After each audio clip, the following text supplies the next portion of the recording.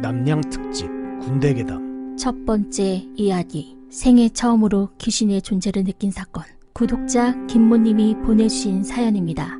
내 이름은 김정현. 01년 군번이고 경기도에 있는 땡땡 사단에서 복무했다. 2002년 봄, 대대 ATT를 앞두고 뺑이치며 매일 훈련했다. 반복되는 훈련과 행군. 그날도 산 중간쯤 있는 진지를 향해 이동하기 전 산 입구에 모여 인원 체크를 한 뒤 진지를 향해 올라가기 시작했다. 나는 맨 뒤에서 올라갔는데 올라가는 길이 워낙 좁아서 자연스레 줄은 한 줄이 되었다. 경사가 급격히 가팔라졌기에 허리를 숙이고 앞사람 전투와 뒤꿈치만 보고 가게 되었다. 자정이 넘은 시각, 힘들고 배고프고 라면 먹고 싶다, 빨리 복귀해서 씻고 자야지 등등 잡생각을 하며 앞사람의 전투와 뒤꿈치를 따라가고 있었는데 좀 이상했다. 지금쯤이면 다 올라와서 진지 쪽으로 갈라지는 길이 나올 시각인데 그날따라 올라가는 길이 엄청나게 길게 느껴졌다. 몸이 피곤해서 그런가? 왠지 제자리를 맴도는 기분. 오늘따라 겁나 머네. 이렇게 혼자 투덜거리는데 갑자기 어디선가 내 이름을 부르는 소리가 들렸다. 야, 김정현! 아이씨, 왜 자꾸 불러? 라고 하며 허리를 펴고 앞을 봤는데 순간 말문이 막혔다. 앞에는 아무도 없었고 나 혼자 길이 아닌 이상한 곳에 떨어져 고립돼 있었던 것. 당시 후레쉬 같은 것도 없었고 주변을 둘러봤을 땐 개구리와 벌레 소리 그리고 온갖 부시럭거리는 소리만 들리고 처음 보는 산속이었다. 반대편에서 내 이름과 계급을 부르는 소리가 계속 들렸다. 김정현! 김정현 상경! 상경! 어디 갔냐? 야, 김정현! 순간 소름이 끼쳤다. 난 대체 뭘 보고 여기까지 온 거지? 저 여기 있습니다! 나는 소리 나는 쪽으로 있는 힘껏 뛰었다. 군장을 메고 있었지만 정말 전력 질주한 느낌이다. 수풀을 겨우 빠져나가자 부대원들이 모여 있었다. 야 임마, 왜 거기서 나와? 거기서 뭐했어? 저 분명히 제 앞에 전투와 뒤꿈치 잘 보고 갔는데 절 부르는 소리에 정신 차려보니 엉뚱한 곳이었습니다. 그 당시 선임들은 너 귀신한테 홀린 거야. 우리가 안 불렀으면 너 처녀 귀신에게 잡혀먹었을걸? 산 중턱에 있는 진지 근처에는 6.25 전쟁 때 전사자들 시신이 많이 묻혔고 주인 없는 묘지 같은 것도 많아서 밤에 도깨비불 같은 것도 많이 보인다고 들었던 기억이 난다. 신기한 건 길을 벗어날 경우 숲이 너무 울창해서 낫이나 톱이 없으면 지나가기가 힘들다. 부대 복귀하고 나서 전투복 상의를 보니 나무나 식물들에 걸려서 뜯기거나 뭐가 묻은 흔적 같은 것이 아예 없었다. 나는 귀신 따위는 믿지 않는데 내 앞에서 열심히 걷던 전투화는 대체 누구의 발이었던 걸까? 두 번째 이야기. 근무 중 본 것은 과연 무엇이었을까? 구독자 장동진님께서 보내주신 사연입니다. 내 이름은 장동진, 05년 군번으로 강원도에 위치한 부대에서 복무했다. 내가 일병으로 진급한 후 얼마 안 되어 맞선임과 탄약고 근무에 투입됐다. 사수가 분대장급이면 긴장도 많이 되고 거의 독박 근무인데 맞선임이다 보니 분위기도 유해지고 서로 이런저런 잡담을 하며 근무 시간을 보냈다. 탄약고 근무 초소는 막루 형식이라 2, 3층 높이 정도 됐는데 내려다보면 수송부 건물 옆 트럭들이 배치된 것이 보인다. 그런데 닷지 위에 평소와 다르게 뭔가 파란색의 형상이 앉아있는 것이 아닌가. 아무리 눈을 비비고 살펴봐도 사람 형상이 확실했다. 어라? 뭐지? 너무 확실해서 뭐 잘못 볼 것도 없기에 김일병님, 저거 사람 맞지 말입니다. 그러네? 누구지? 본부중대 아저씨인가?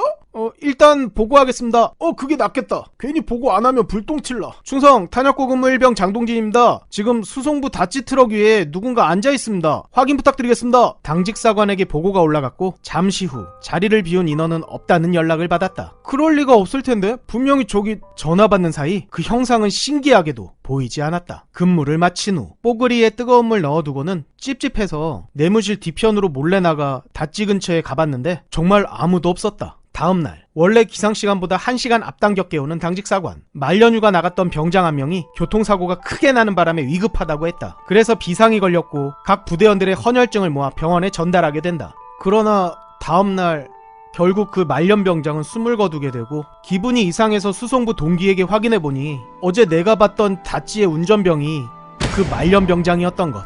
그 이후 탄약고 근무를 설 때 항상 주시했지만 그 파란 형상은 나타나지 않았다. 말년병장 그 아저씨가 마지막으로 자신의 부대에 와본 게 아닐까? 세 번째 이야기. 희생양. 구독자 데이비드 리 님께서 보내주신 사연입니다.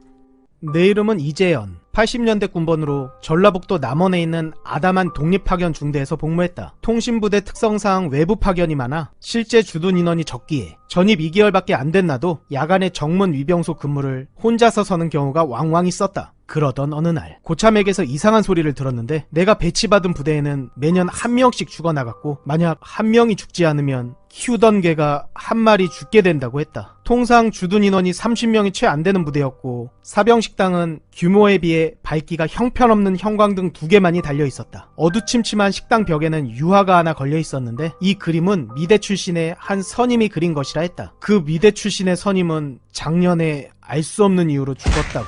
밤에 위병 근무를 마치고 교대가 늦어져 혼자서 어두침침한 식당에서 혼밥을 하다 보면 왠지 등골이 오싹한 느낌이 자주 들곤 했었는데 저 그림 탓일지도. 밤에는 주둔 인원이 적었던 탓에 정문 초소 초병 근무는 한 명이 서게 되고 낮에는 그 동네에 사는 방위병들과 복초로 근무를 서곤 했는데 방위병들은 근처 동네 사람들이었고 동네에서 전해 내려오는 이야기를 해주었다. 정문 위병소 따라 세워진 담벼락 옆으로 6.25 동란 때 마을 사람들이 잡혀와서 고문을 받던 형틀이 있었고 죽으면 이 정문을 통과해서 나갔다고 한다. 그날 밤 어김없이 혼자서 한밤중 위병 근무를 서는데 낮에 들었던 방위병들의 이야기가 머릿속을 맴돌아 잔뜩 위축되어 있었다. 그때였다. 갑자기 옆에 있는 숲에서 여자 우는 소리가 들렸다. 계속해서 선명하게 들렸고 공포에 질린 나는 당직사관에게 전화했다. 저 진짜 무섭습니다.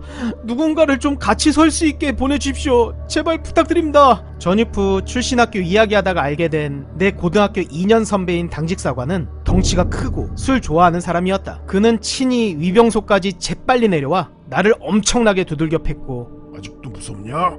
맞아 죽는 것보다 차라리 귀신에게 홀리는 게 낫겠다 싶어 안 무섭다고 대답했다. 그 이후에도 몇 번 여자 우는 소리가 들렸고 귀신보다는 사람이 더 무섭기에 필사적으로 못 들은 척 근무 시간을 버텼다. 그해 11월 영회에 거주를 하던 하사가 퇴근길에 오토바이를 타고 가다가 가로수를 들이받아 목뼈 골절로 즉사하고야 만다. 이것이 그 해의 희생자. 이러한 탓일까?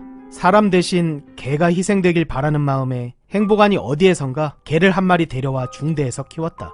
그 이듬해 여름 키우던 개가 보이지 않아 부대원이 흩어져 개를 찾았는데 행정반 뒤편 동산 무덤가에서 아무 이유 없이 이 개가 머리를 땅에 쳐박고 죽어있는 것이 아닌가. 쥐약을 먹었거나 다치는 적도 없이 정말 아무런 이유 없이 기괴한 형태로 죽어 굳어 있었던 것. 개고기를 유독 좋아했던 행보관이지만 재수없다고 생각했는지 그 개는 그냥 땅에 묻으라고 지시했던 것이 기억난다. 군생활 3년 중 첫 해에는 부사관 1명이, 그 이듬해에는 개 1마리가 죽었다. 그때까지만 해도 우연이겠거니 생각했는데 내가 제대를 한 달 앞둔 3년차 가을 또 무고한 희생자가 생기게 된다. 그날은 토요일. 오랜만에 막걸리로 회식했던 날이었다. 후임 중 당시 일병이었던 김병수는 고향이 거창으로 중대 1호 찌프차 운전병이었다. 경상도 말을 익살스레 쓰던 김병수. 중대장의 출퇴근 운행을 나가기에 매일 적어도 2번을 영해로 나갔다. 그래서 우리는 김병수에게 여러 가지 심부름을 시키곤 했다. 회식이 있던 그날은 음주운전을 할 수 없기 때문에 김병수는 음료수만 먹고 대기하다가 회식을 마친 중대장을 퇴근시키기 위해 운행을 나갔다. 그동안 우리는 뒷정리를 하고 약식 점호를 한 뒤 잠자리에 들었다. 당시 나는 무릎이 심하게 쑤시는 통증을 앓고 있어서 쉽게 잠에 들지 못했는데 취침 후 30분 정도 지났을 무렵 김병수가 들어와 잠자리에 드는 기척을 느꼈다. 내 맞은편에서 잠든 김병수. 한 20분 정도 지났을까. 갑자기 김병수가 외마디 소리를 지르더니 몸을 비틀었다. 내무반에 있던 불침번 나도 바로 일어나 김병수에게 달려갔다. 야 김병수 왜 그래? 어디 아파? 정신 차려!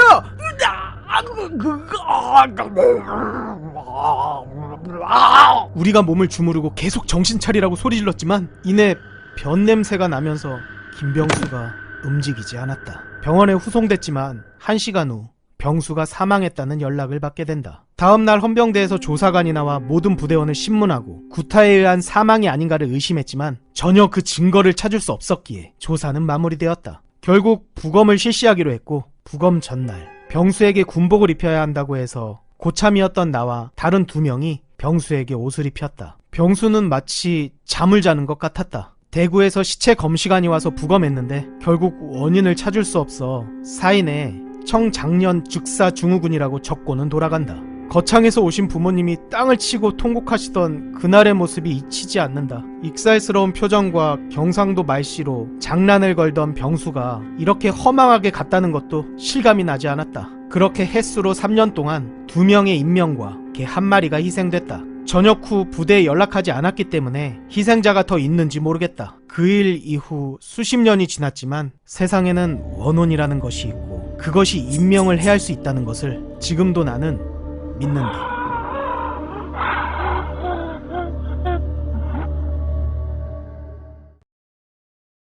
충성 하사 최송이 구독자 여러분께 드릴 말씀 있습니다. 여러분들의 소중한 군생활 이야기를 들려주십시오. 내가 겪은 재밌는, 무서운, 빵당한, 억울한, 역같은 또라이 병사 등등 어떤 이야기라도 대환영입니다. 그러면 구라 적당히 잘 버무려 각색해서 열심히 제작할 겁니다. 설명란과 댓글에 이메일 주소가 있사오니 용기 내어 편안하게 적어서 보내주세요. 구독자 여러분들의 소중한 사연을 기다리고 있겠습니다. 감사합니다. 충성! 드디어 18년 만에 신년지가 완결됐습니다. 정지혁 병장의 고등학교 시절, 그리고 정지혁 이병은 과연 어떤 모습이었을지, 최원일과 정지혁은 왜 원수가 되었는지, 짱고는 왜 김창우를 좋아하게 됐는지, 왜 정지혁은 김창우를 그토록 갈구는지, 김창우는 어떤 고문간 짓을 했는지, 말년들은 과연 제대할 수 있을 것인지, 그리고 666 부대는 어떻게 탄생했는지, 여러분들이 궁금해하셨던 모든 떡밥들을 풀었습니다. 카카오 페이지에서 5인용 또는 666을 검색하세요. 감사합니다.